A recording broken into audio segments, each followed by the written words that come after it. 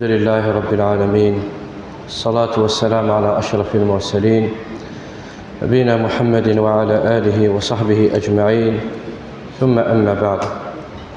الموضوع والسيغيث ما هو باب الاقتصاد في طاعة الله عز وجل. الاقتصاد بطاعة رب العالمين. شو مثل معنى الاقتصاد أولا؟ الاقتصاد يثمى المعنى أنه العبد أراضي طوع ربي أفي طوع بمنهج وسطي، لا غلو ولا تفريط. وإذا الاقتصاد قطاع العبد الذي طوع ربي وريد الشديدة في العمريس، وريد الشديدة في العمريس، وفي نفس الوقت وريد السهيلة. يعني ذي العبد الذي دون وسطا كان ذي تفتل الناس كان العبد اللي نوريد شديد وريد الزير، لا غلو ولا تفريط. شد السريحة راه بوامور سيسرح مطير. وهي إذا الاقتصاد في العبادة، وهي ما يثمن الاقتصاد في العبادة طاعة رب العالمين المنهجية، لا غلو ولا تفريط. وهي يثمى مطلوب ديال العبد سواء قد النيس نغ حتى قد النيثيس. وهي ذا العبد الذي ينجحن قد النيثيس راه ينجحن قد الاخرتيس، قد ديالا ينس قد العبادة ينس ذا العبد اللي تفتن المست قد النيثيس نفس الشيء. ذا العبد اللي تفتن المست واش ديت شاغي الدنيثي الحناكيس الصباح العشاء الانسان كي يسقر وحيد الدنيث، وفي نفس الوقت ورسي السرحه راه بوامور. العبد اللي ذا خدام يخدم يتاود الرزق يناس وكفى. العبد الذي دونك غادي ينجح قد الدنيثيس. وكذلك العباده غنكلي ذا المقصود ذاك الدرسيه الاقتصاد في العباده، الاقتصاد في الطاعه. ومن بعد نظر بها سورة طه إن النبي عليه الصلاة والسلام أول آية غسنا النبي عليه الصلاة والسلام طه ما أنزلنا عليك القرآن لتشقى. يا محمد صلى الله عليه وسلم القرآنية إلا نزيس تكاليف العباد، إلا نزيس العبادات المشروعة. ما أنزلنا عليك القرآن يوكنك نعتسب، يوكنك نشقو ذاك الدنيثية، يوكنا نضيق في الله. لا أبدا، ما أنزلنا عليك القرآن لتشقى، وإنما القرآن ينزل في رب العالمين لينال العبد السعادة. باش كدينا العبد السعادة الدنيث، ذا الربح للدنيث، ذا الفلاح للدنيث ذا الآخر. ولهذا إن رب العالمين يريد الله بكم اليسر ولا يريد بكم العسر. يبغى يا رب العالمين أي خفيف كان، والدين زي رب العالمين الدينيين وكنا ضد يغفر لنا. ما جعل الله عليكم في الدين من حرج، وإنما غينزل في رب العالمين وكنا ذي السخفيف لنا. ذا الدين ذا سهلان مليح لو كان يثمى أتصدق مليح بالتكاليف نس الشرعية يديك لف رب العالمين. لو كان نكشمث مليح أنا فيثمى الدين ذا سهلان ماطيع. العباد كان يثوين محمل الجد زير في العمورة تنصن إذ يا ربي فلاسن. لا تشددوا فيشدد الله عليكم. لكن رد الحق بعد قليل إن شاء الله تبارك وتعالى.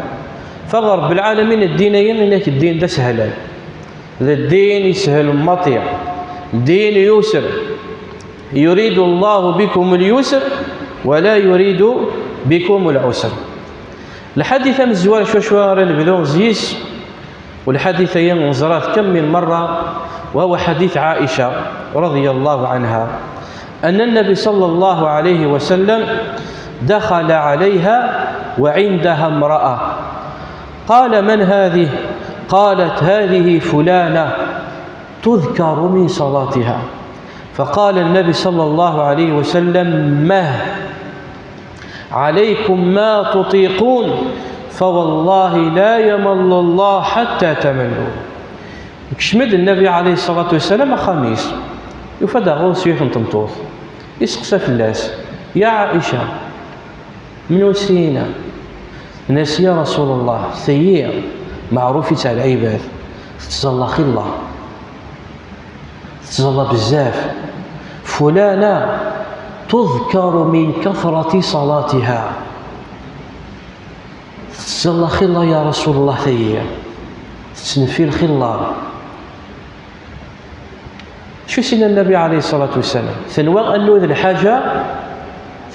الحاجة غير خذم ذي الحاجة العالية. فقال عليه الصلاة والسلام باش كذا يقطع بريد الشيطان، لأن فيه ما يسمى من خطوات الشيطان،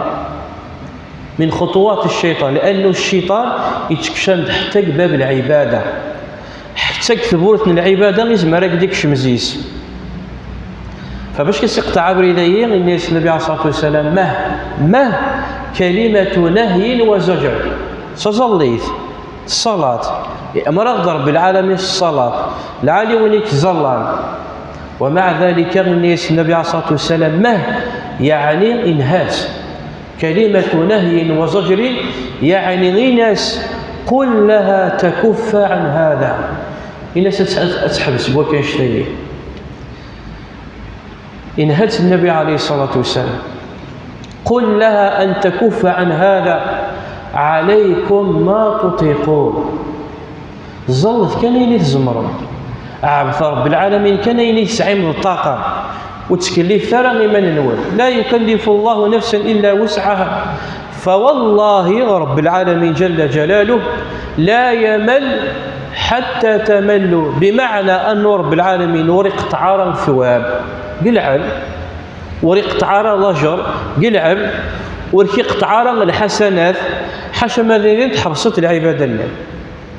وبمعنى لا يمل حتى تملوا، بمعنى أن الإنسان ما راضي يكثر الطاعة وذي شدد في العمريس وذي زيار في العمريس ذا شو راه دير العمريس دير يوث نتبورث وتسبورث هيك وعرب.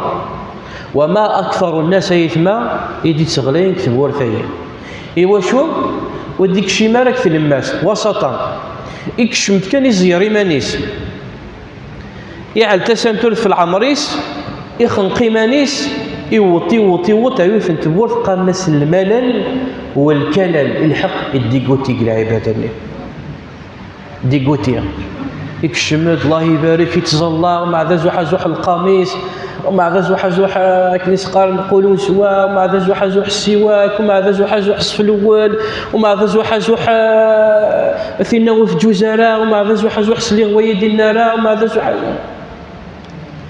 ومع ذا زوح تتصفط على الجماعة مع زعسر. إيوا شو يبدا كان يزير ديماني ساعة تسنتو يزير ديما وريد دار غبريد الوسط. وهي من الغلو إذ قال النبي عليه الصلاة والسلام هلك المتنطعون يكشم ديك الحديثية ثلاثا هلك المتنطعون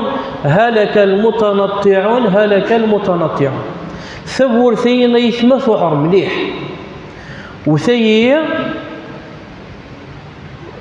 ابن الجوزية في رحمة ربي غيسعى في الكتاب قال ناس تلبيس إبليس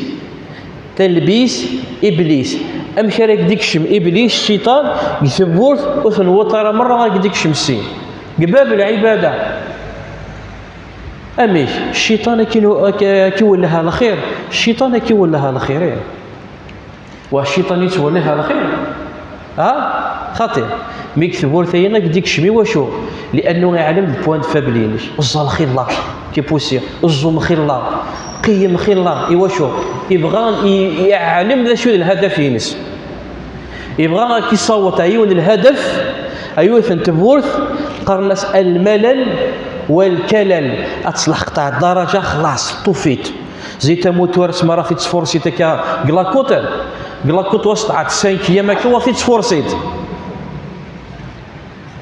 مشى راه يسحو موتورني واش تطرو هذه الشوفير كاين هو كيشتي الماس وبريد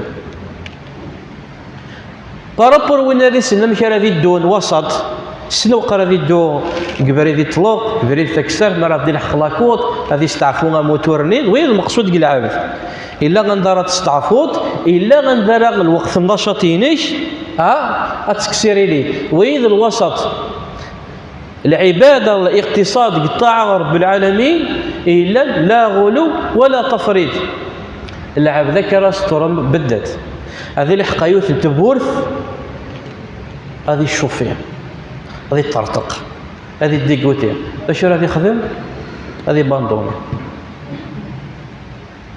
دايما وكبغارا ربي ضيق بغارا نبيض فوكان لها ثمطوط النير إن ياسين ناس أتحبس وكانش النير عليكم ما تطيقون سكلي فاري مانيش أكني الزمرت كان صحيت النشاط صحيت القوة سكيل فربي سحصت التعب سحصت شوية الملل روح كان كنيس قارن دوكا روح وحده كان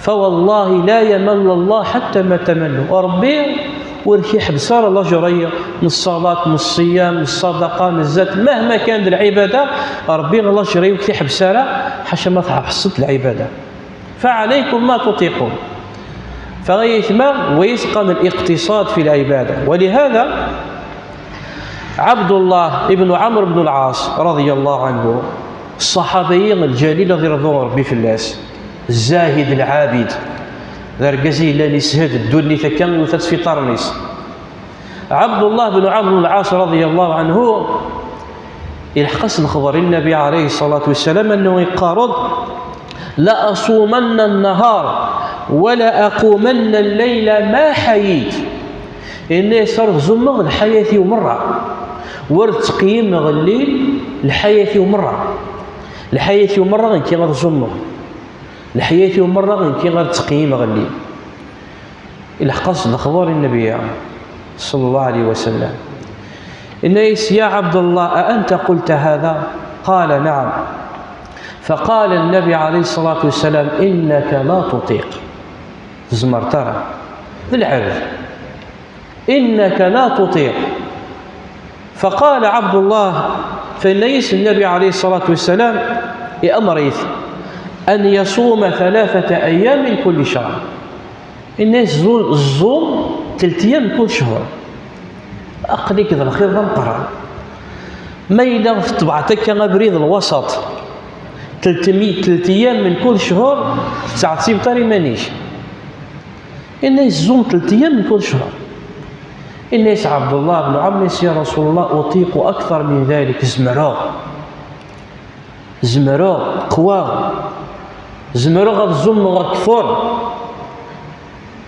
ولا ثكنس الحالة اللي غكاين من يسمى لا زوم يونواس فطر يومين زوم يونواس فطر يومين الناس يا رسول الله زمراء أطيق أكثر من ذلك زمراء غتزم غتكفر وكنشتني فقال له صلى الله عليه وسلم إما لا صوم يوما وأفطر يوما الزوم يونواس تفطرت يونواس فقال يا رسول الله إني أطيق أكثر من ذلك زمرغ الزم أكثر وكشتن فقال له صلى الله عليه وسلم لا أكثر من ذلك هذا صيام داود ولهذا إنهى النبي عليه الصلاة والسلام هذه الزوم يوم الصيام أكثر من صيام داود شو صيام داود هذه الزوم يونواس هذه يفطر يونواس غادي يزوم يونس غادي يفطر يبغى غادي يزوم الصيام اكثر من النبي. الناس لا صيام اكثر من صيام داود. يبدا عبد الله بن عمرو بن العاص رضي الله عنه يتزموا، غادي يزوم يونس غادي يفطر يونس، غادي يزوم يونس غادي يفطر يونس. امي داين يلحق ديون الوقت وليزمير له لا غادي تسمغار هنا خاطئ وليت تقيم يراك الشباب ينس وليت تقيم يراك القوه ينس لكن راه غادي تسمغار لكن راه تروح الصحه ينس يلحق الوقت وليزمير له مقرق العمر. شوف فينا عبد الله بن عمرو بن العاص رضي الله عنه يا ليتني قبلت رخصة رسول الله صلى الله عليه وسلم. نسألك تبلغنا الرخصة من النبي صلى الله عليه وسلم. شوف جعلوا مع الحياتيس غادي يصوم 15 يوم متتابعة وغادي يفطر 15 يوم. لا نوري. ولهذا قال النبي عليه الصلاة والسلام عليكم ما تطيقون، وإن راضي تزومون 3 أيام من كل شهر غادي يطوف غادي يطفى يدوم. ويس قال للدوام ربي لا يمل وكيقطع راه ثواب يوم الصيام حاشا ما تحبصد وهي غادي يدوم. اما بارابور وين بالك غادي يزير مانيس للسنين الخميس ومع هذا شاك ابريد غادي يزوم ابريد غادي يفطر هذه الحكاين واسكان هذه كوليا يمل من هذه العباده وما الا مل غيدي قوتي هذه الشوتي وسي وذي باندولي وما الا غيجا النافله معليش الا غيتزمو النافله من بعد اصابه الملل والكلل الذي استعفوا معليش الا غيتزول يتزلى خي الله يلحق الدرجه انه غيعيط شويه غاكاين غادي يستعفوا معليش. اذا المصيبه وين راه لحقنا الدرجه غادي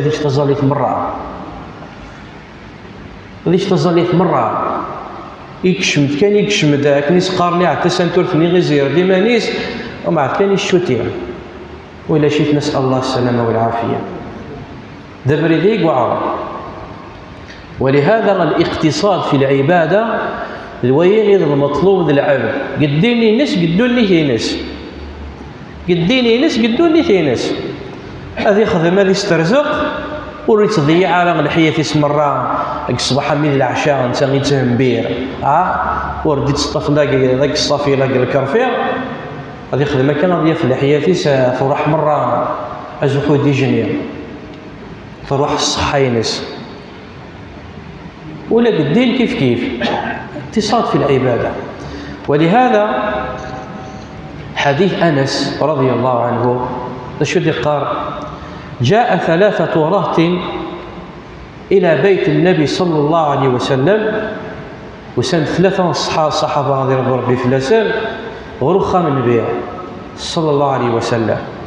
هو كنا تسقسين في العبادة للنبي عليه الصلاة والسلام أمشي كعبد ربي مشيك تزلط مشيك تزمو الآخرة هي عبادة النبي عليه الصلاة والسلام عموما.